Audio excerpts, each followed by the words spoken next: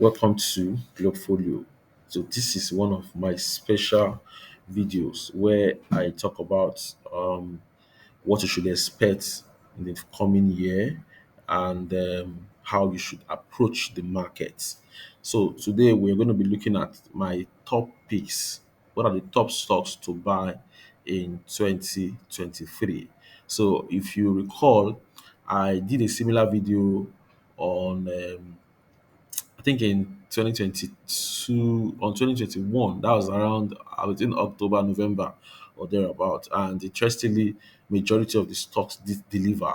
So in as much as the market is driven more by uncertainties because you don't know where the next rally will come from or the next dip. So it's important for you to also set your risk levels and also set your target profit. So when we say stocks to buy for the next year, so it doesn't mean that most times you would likely hold them.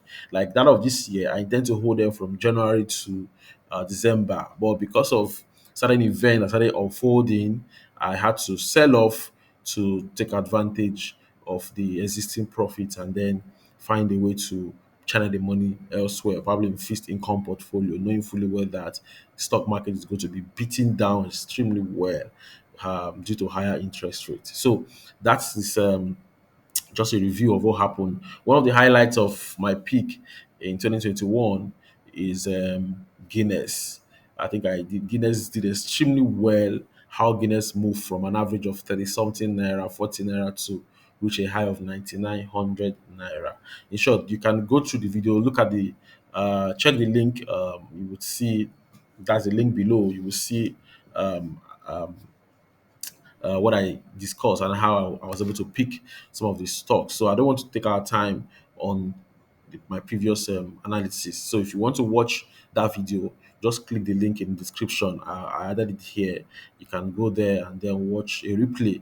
Now, why I also advise you to watch a replay of that is that in that video, it might look like, yes, there seems to be the analysis or probably the stock pick may not be valid again, but you would most likely find something to learn in that video. So I try to put a more of education in my video than just analysis or recommendations, so that whenever you watch that video, even if it's 5 or 10 years, you will most likely find something to learn that will help improve your trade and investment decision. So today we're going to be looking at top stocks to buy for 2023. Now, why I had to delay this video up to December was that I needed to get certain information.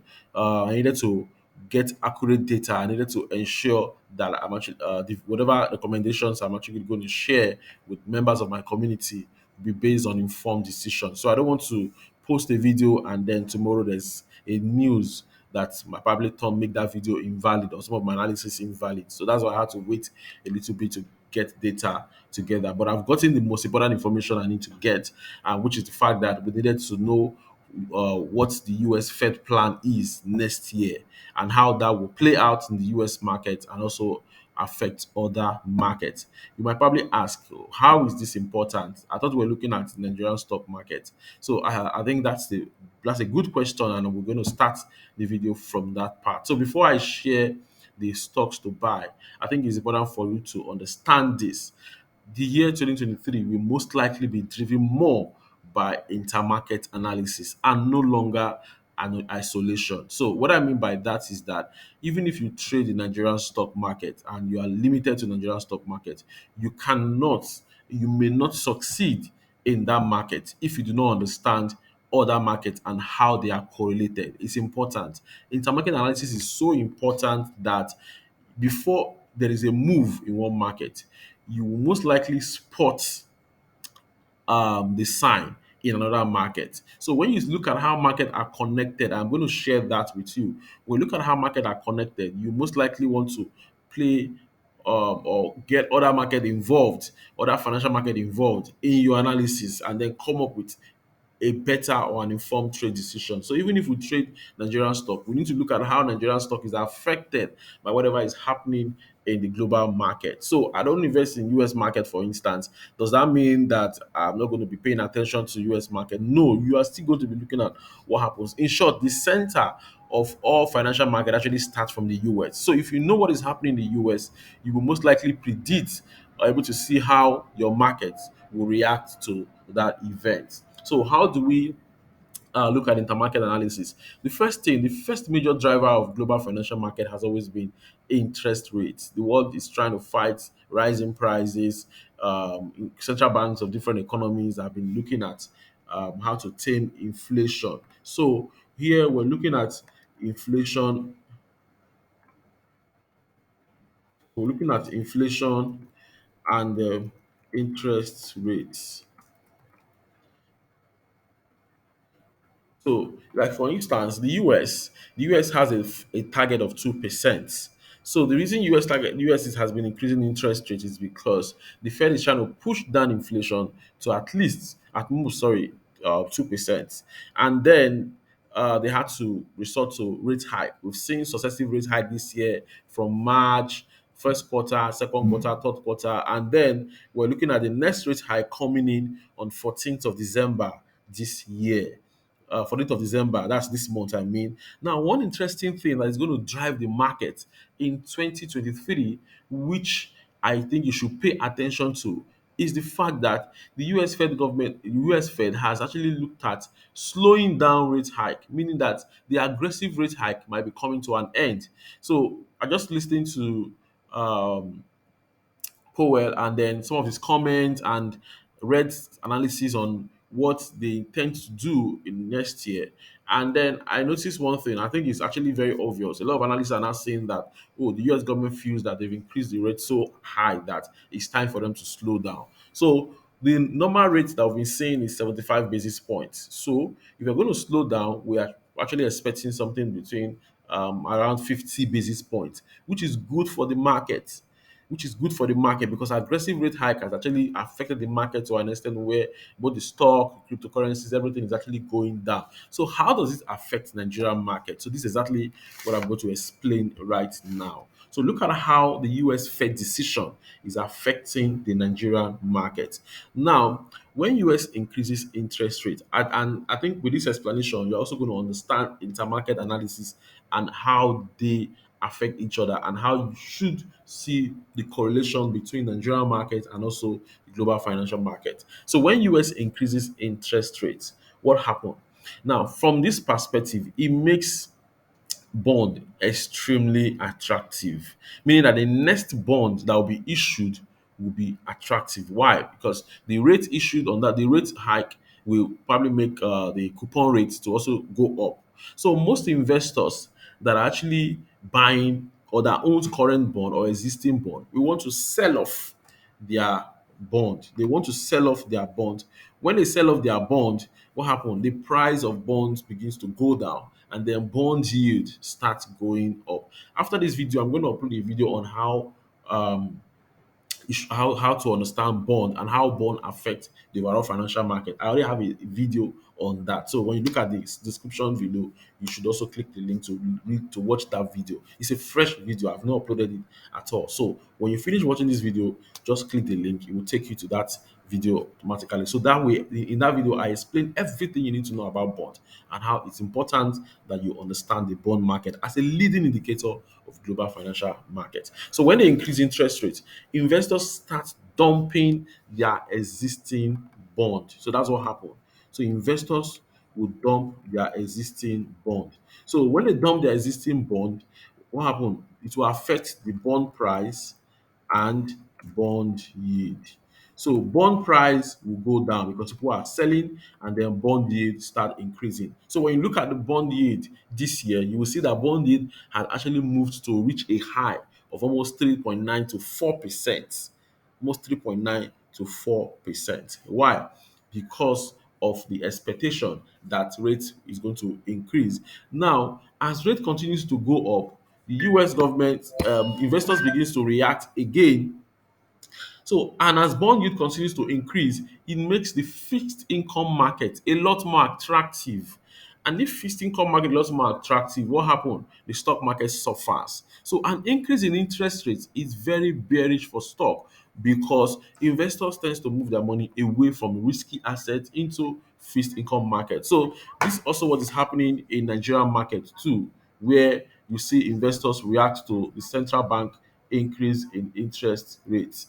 So if investors are reacting to increase in interest rates, what happened? They are going to be selling off their stock and then move money to bond. Look at the yield on bonds today on a treasury bill in Nigeria, almost 13 to 14%. You can compare that bond that's government bond, that's 14%. If you compare that to what we have in 3, 4, 5 years back, you will see that it's a lot lower than that. Why? Because of interest rate. Now, as bond yield begins to go up, but the fixed income market also becomes attractive. What happened? Investors begins to move their money into that country's economy. That's why whenever there's increase in interest rate, the fixed income market of that country becomes a lot more attractive. And for you to move money into that economy and invest, you have to buy their currency. When you begin to buy their currency, what happens? Becomes stronger. That explains the reason dollar index has been going higher, has been, in short, it's almost like the best performing currency in the last 1 year against other peers. So dollar seems to be a lot stronger because of the increase in interest rate. Why? Investors are moving their money into their country's currency, into that country to buy into their fixed income securities. You can't take naira to the US today and invest naira. You have to buy dollar. So, and as you're buying the dollar, what happened? The value of dollar begins to go up. Now, because our economy is too exposed to such shock. Why? I've discussed how that we have more of foreign portfolio investment in Nigeria than foreign direct investment. And foreign portfolio investment are not patient capital, they are hot money. These ones are not here to develop your country or economy, they are here to make more money. Why the foreign direct investment are actually here for a long time. So these foreign direct investments, they are not sensitive to interest rates, but foreign portfolio investments, they are sensitive to interest rates. So an increase in rate hike will most likely be attractive for foreign portfolio investment. So what happened? They want to move their money away from the country where interest rate is low and then take it to a country where interest rate is very high. So the reason the CBN is now increasing interest rates is not because of inflation. So I've always talked about this multiple times. Don't be deceived. Stop listening to that wrong message. It's a deceitful message. If CBN continues to say that they are using interest rate to fight inflation, I don't know who is actually advising them. I don't know if someone is here to call them to order. They are deceiving Nigerians. How can you use interest rates to fight inflation when unemployment is very high? You can't compare that with the US. So we shouldn't be copying the US market. The US is able to use interest rate to fight inflation because the unemployment is very, very low.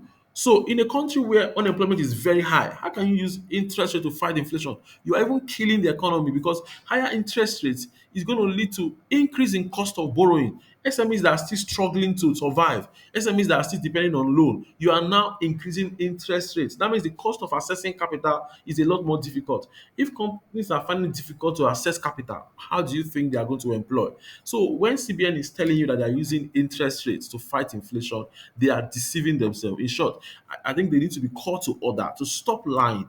The only time you use interest rate to fight inflation is when unemployment is low. It's as simple as that. CBN is using interest rates to keep foreign portfolio investment and not to fight inflation.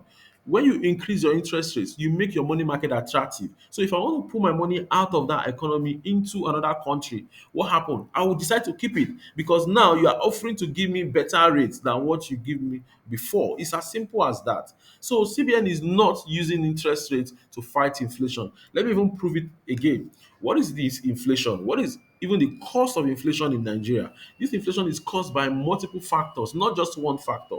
One of the reasons why inflation is surging in Nigeria is higher exchange rates. And we've seen how dollar had performed against the naira, how dollar has surged by over 30, 40% in the last 1 year against the naira. And because we depend on foreign products, what happened? Prices of things are actually going up. So that's one. The other reason why we are seeing higher inflation is because of the cost of fuel, oil and gas. Petrol prices are actually surging higher. That's number one. And then the other one is natural factor, which is flood. We've seen how flood is affecting supply of products. So when supply is very low and demand is high, what happens? Price goes up. And then the final one is increased security. Tell me how you want to use interest rates to fight inflation when this inflation is mostly driven by interest rates, number one, petrol prices, and natural factor in insecurity. So it's very, very funny that these four factors that I mentioned are the core driver of inflation. So how can you use interest rate to fight it? It's not possible. What you need to do is to look at the internal issues, try to address the internal issues. We don't even want to go there. So when CBN is increasing interest rates, know it now that they are doing it to keep foreign portfolio investment and not to fight inflation. The ones they've increased over time, have we seen the effect? We've not seen any. So that's the topic for another day. But I just want to establish the fact that CBN is just doing the wrong thing, and I think they need to be called to order to start doing the right thing. So, what are the major factors that are going to be influencing the market or affecting the market in 2023? One major factor is US Fed rate hike. The question now is US Fed going to keep increasing interest rates in 2023? Yes, it's possible that they will keep increasing interest rates, but the rate of increase would not be as aggressive as that of 2022. So we're going to be seeing a slowdown, probably like 50 basis points. And this is likely going to be bullish for the market. The market is going to react positively once it's confirmed that US Fed is going to reduce their the basis point or the pace at which they increase interest rate. Although over time the rate hike is still not good for the market, but the fact that they are actually coming lower is a sign that very soon they might probably stop. But we don't know when, but they've not given us a go ahead or a sign that they're going to stop very soon. But we've only seen that the pace at which that rate will be increased will be reduced, so which is good for the market. Now, the other thing that is going to affect the market again is the exchange rates. So if US Fed continues to increase interest rate but at a slow pace, we will probably see the naira to the dollar stabilize in 2023. But nevertheless, there are still other factors that affect exchange rate and not just this. I've talked about this in my previous videos. Now, other thing that actually also going to drive the market next year most likely will be interest rates.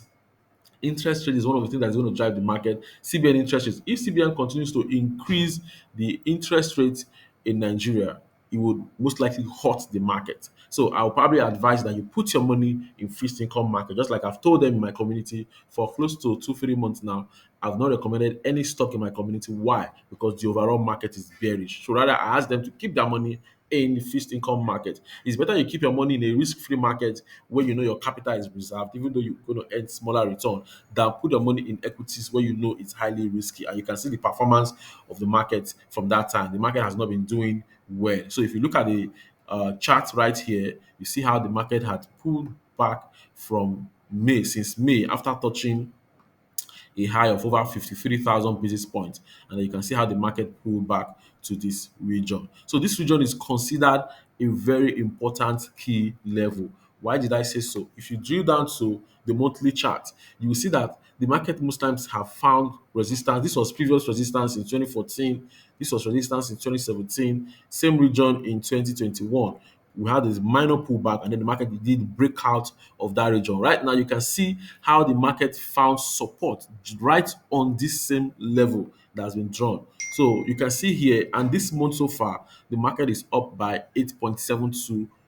So that means investors are actually optimistic that there might be a possibility of a reversal. But I wouldn't say there's a reversal coming very soon. Why? Because technically there is a MACD bearish cross. So this tells me that we might most likely see sellers take over the market. So this might probably be like a rally on dip. So you have to be extremely cautious. So don't say the NSE is up by 8.72%, then we won't want to quickly buy into stock. There is a bearish MACD cross on the monthly chart, which is not good for the stock market. The most times we've had that bearish cross, the market you can see here. So it's more or less like marking the beginning of a bearish cross. So this might just be a brief retracement on a downtrend.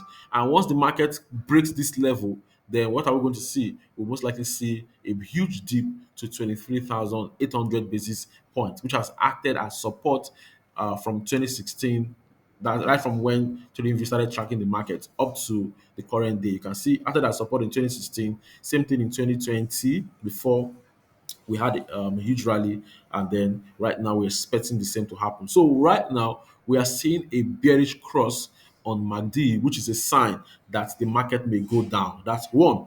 And number two, again, is that you see that RSI is already trending to the downside. Our RSI is already turning to the downside. So any attempt for RSI to close below 50 might confirm the bearish cross. So even though RSI is still sitting above 50 because of this reversal, I feel that the market is largely bearish because of the MACD cross. So my sentiment about the market is still negative, not positive. So be very careful if you're going to be buying into this stock because you've seen market go up in the last 1 month. This might probably be a trap. It might probably be a bear trap. If you find yourself in this market and you buy into stock, you have to be extremely careful. You need to set your risk level where you intend to leave the market immediately if sellers takes over the market. Now, one important thing that will also drive the market next year is we're looking at the effectiveness of CBN cashless policy. So let me also ask another question. People are always talking about the effect of the new Naira note. I've never seen it anywhere where a new note is actually positive for an economy. So I've never seen it anywhere. The CBN should look at driving the supply side of the market and stop fighting the demand side of the market. The supply side of the market is very, very important. The supply side of the economy is very important. What is supply side of the economy? Supply side of the economy is production. The supply side of the economy is export. If CBN can address this region, I'm telling you, it will most likely balance out on the demand side. It's as simple as that. CBN has been fighting demand for a long time. But the thing is, you can't suppress demand when it's actually needed to drive the economy, where people need that demand to survive. You can't kill that import. You can't kill the need for dollar because we are most likely connected to dollar. So the only way you can balance the economy is to encourage the supply side. And if the supply side is taking care of the demand side, what happens? Prices will stabilize. So my take about the market in 2023 is that we still have a possible pullback. We still have a possible pullback to the downside. So my take on the market next year is that there is possibility that the market could go down next year, except there is a major breaking news in the market.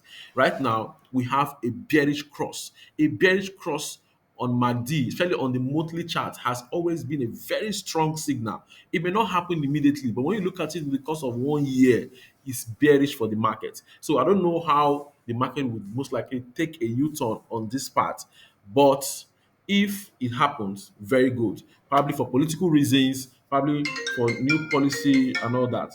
But at some point, the market needs to take shape. So what I'm looking at right now is I am extremely bearish on this market because of the MACD cross. So let's also look at one of the policies that is going to drive the market next year and certain sectors that will benefit from it. The CBN is looking at implementing cashless policy. Now, if you're going to implement cashless policy and you want to improve on managing the economy. That means the e-payment sectors, the e-business sectors would be a strong winner if it eventually takes place. Why? They are looking at printing less of the Naira notes and then encouraging people to use more of their mobile app, more of ATM, more of their mobile banking channel, mobile payment channels, and all that. So companies that are actually in this line will benefit more from it.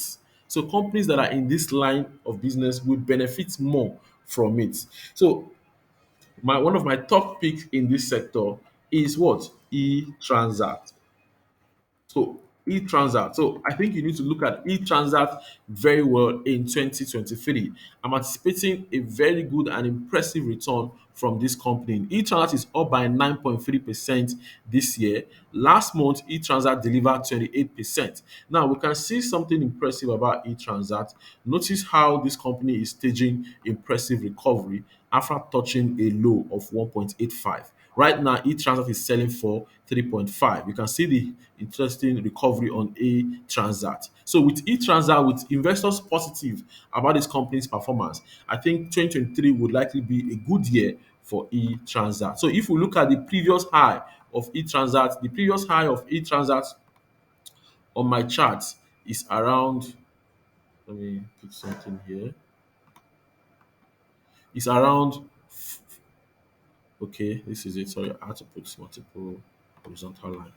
Okay, so the previous high of E-transact right now, which was attained in 2016, June 2016 is 4.6, 4.6. So I'm looking at E-transact hitting that region very, very soon. So that's why my next projection on E-transact. You can see here we had a dip to this support region. We had a rally and then an established resistance. And then between 2016 and 2019, 2020, 2021, you can see how each chart had an established, this is more or less like triple bottom, triple bottom, and then what happened? It picked up again. So from 2021, we've seen a gradual recovery from that region. That's from 1.87 to 3.5.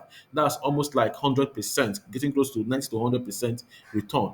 Now we are actually expecting. I'm expecting further upside on Intrazat to 4.67. I'm anticipating further upside on Intrazat to 4.67. Now, if we look at the fundamentals of E-transact. Let me look at it. Okay, this E-transact. Now, 30th of September, this is the third quarter result. That's 30th of September. You see that the company delivered 9 month result. That's like the 9 month result of 16 points. That's 16 billion compared to 17, which was like a beef dip. And then cost of sales did go down by 12.5 and 15. Now, something very interesting about these guys. This is it.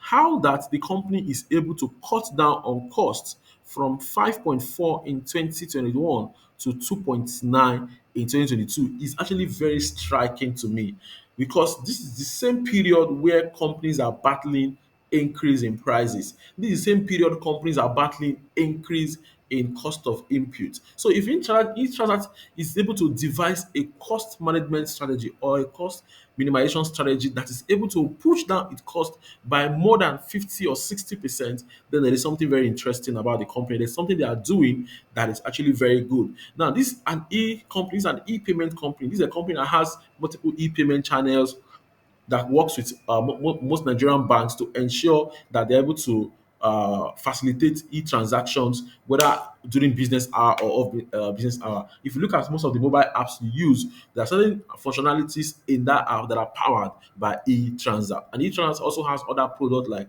e-retail product, and it also has concluded partnership with some leading companies. So I think in 2023, this cost minimization strategy would help the company grow higher, grow its bottom line. So even though they still have to improve their results, because in 2021 you can see a dip from 6.2 to 4.9. I feel that the cost minimization strategy that the company is embarking on will most likely help to deliver good results. So gross profit, you can see in 9 months went from 1.8 to 3.4, and then gross profit in Q3 756 to 1.4. You can see right now almost 100% growth in gross profit. Look at operating profits too, from 143 million in 2021 to, you can see here, to 1 billion in 2022. So you see right now most likely look at this region again. So this company is actually delivering good results at the profit level. Now look at profit before tax from 213 to 1.2 in 3 months, from 125 to 6.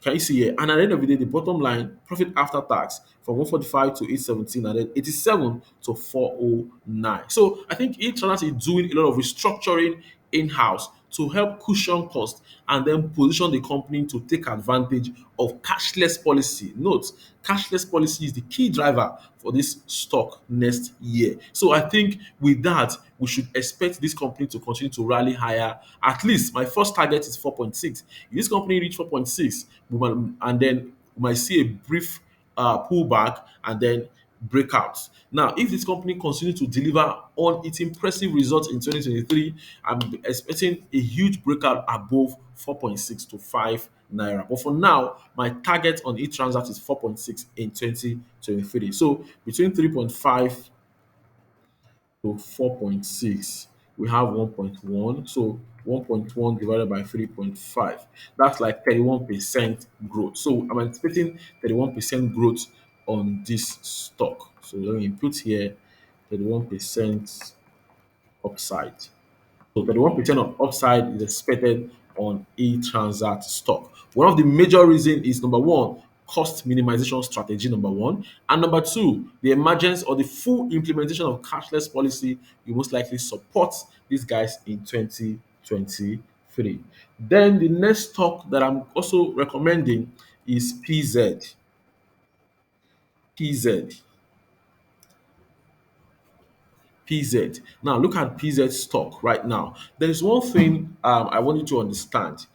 When you are in this market, you need to learn how to separate your emotions from logic. In stock market, emotions and logic are very important. The way you analyze a stock, you need to take out emotion from completely and imply and input logic. If you don't take time, if you're not careful, your emotions might alter your analysis. What am I saying? People are always quick to express their displeasure about a company and still be in that same position for a long time. Why? Because they naturally don't like the company. So even when the company is looking at turning around, even when the stock is actually looking oversold, meaning that if sellers have actually sold the stock to an extent where selling is already exhausted, they still maintain their bearish outlook on that company. That is sense, that's emotion. But when you look at logic, logic you combine fundamentals, you look at technical, and then you look at what sentiment analysis. What is sentiment? Sentiment is you want to look at investors' perception. If investors love a stock, the price of the stock should do well. No two ways about it. So if I'm analyzing the stock, I want to see a bit of sentiment play in that stock because I'm not the only one buying it. My decision on that company would not affect the stock because how much am I bringing in to influence the stock? So even if I don't like a stock, look at what others are doing. I've seen multiple times where a lot of people will say, I don't like this stock. And right in front of them, this stock is doing 50 or 60%.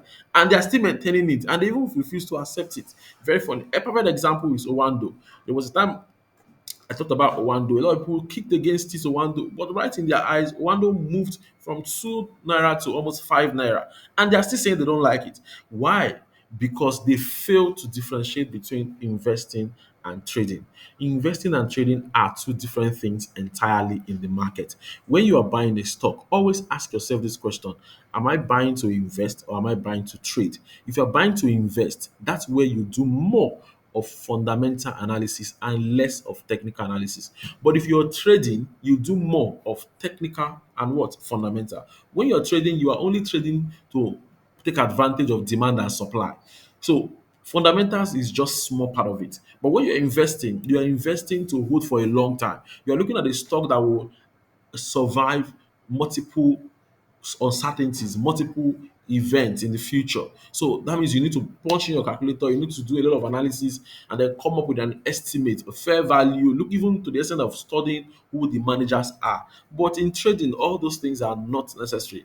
I am interested in demand and supply. If demand is high and supply is low, price will go up. If supply is high and demand is low, price will come down. It's as simple as that. Even a bad stock can do well if you are able to interpret demand and supply. There was a time First Bank was not doing well, but at some point, First Bank eventually picked up. So you need to understand demand and supply in this market. So this is PZ. Look at how PZ has been beaten down, like extremely beaten down from a high of 57 in 2013 down to a low of $4. Right now, PZ is selling for 9.95.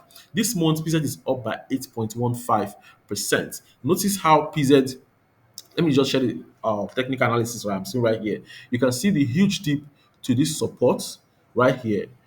Another rally again, pull back to this same region, broke out to the downside, retraced again to this same region, which was previous support, now turned resistance, and then we saw a move to the downside right here. And then you can see recovery back to this same region, which was previous support, turn resistance, and now is being the price is being resisted from here. And again, we are seeing pullback. So this stock is forming what I call cup and handle pattern.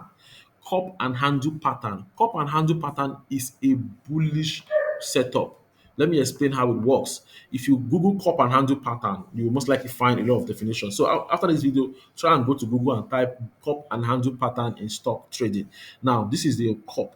You can see here, we already have one handle right here. You see a pullback. go back to the same region after how many years? From 2019 to 2022. That's like 2 years. A minor pullback, and then we are seeing another one. So if PZ breaks out from 13.3, so I'm anticipating PZ to first hit 13.3, number one, and then if it breaks out from 13.3, the next key level to watch out for is 27. The next key level to watch out for is 27 dollars. Sorry, 27 naira. I mean, so 27 naira. So Guinness is selling for 9.5. First target is 13.3. That's first target. 13.3, 13.3 minus, like, let's say 9.95. That's like 3.35. So 3.35 divided by 9.95. That's 33%. So we have 33% rally from here to this resistance. Why is this a target? Because price has resisted this region first time and second time. Besides, it was previous support in 2017. So expect price to get back to this region in 2023. If PZ delivers impressive results that beat our expectation, then most likely you will see a breakout. If there's a final breakout on PZ, expect price to hit 27 naira. That's almost almost 100% return. So what is the fundamental supporting your analysis on PZ? This is PZ Q1 result. That's 2021 to 2022. Guinness has actually begin its financial year for 2022-2023. So this is like a first quarter result. Look at the first quarter result of Guinness. You can see right here, revenue surged by 23%. In 2021, the company generated 22.2 billion. In 2022, the company generated revenue of 27.3. One thing will most likely be a major driver of this increase. What is that? Price. We know a lot of companies are increasing price. During period of inflation, consumer stocks tends to increase the price. Consumer companies, consumer goods companies, FMCGs tend to increase the price of their product. Now, it's always very good if they sell inelastic products, if they sell household products, and PZ is one of them. So you see that PZ is actually taking advantage of this period to increase the price. That's why they reported 23% increase. Another reason that might probably be a driver of this revenue is quantity, but I think it will most likely be price because we know that almost all the companies are increasing the price of their products. So that also is helping to boost the revenue of PZ. So if PZ continues to deliver on its Q2, Q3, Q4 results, I am anticipating a huge run up on PZ. First, I want to see 13.3 target breakout before a run up to 23. But as long as price is still below 13.3, my first target is still around 30%. But if it breaks out of it, then we should be looking at 27 naira in months to come. But that will most likely depend on the performance of this company. So here you can see operating profit also went up by 193%. You can see from 250 million to 739 million in 2022. Then profit before tax went up by 262% from 398 to 1.4. You can see profit after tax went up by 464%. You can see EPS even did from 6 to 33 over 468. So one of the highlights of this video is that PZ is, in short, one of the top major picks for 2023. So if you don't own PZ right now, go and buy PZ shares right now. Remember, I am not recommending this stock for investment. I'm recommending for trading.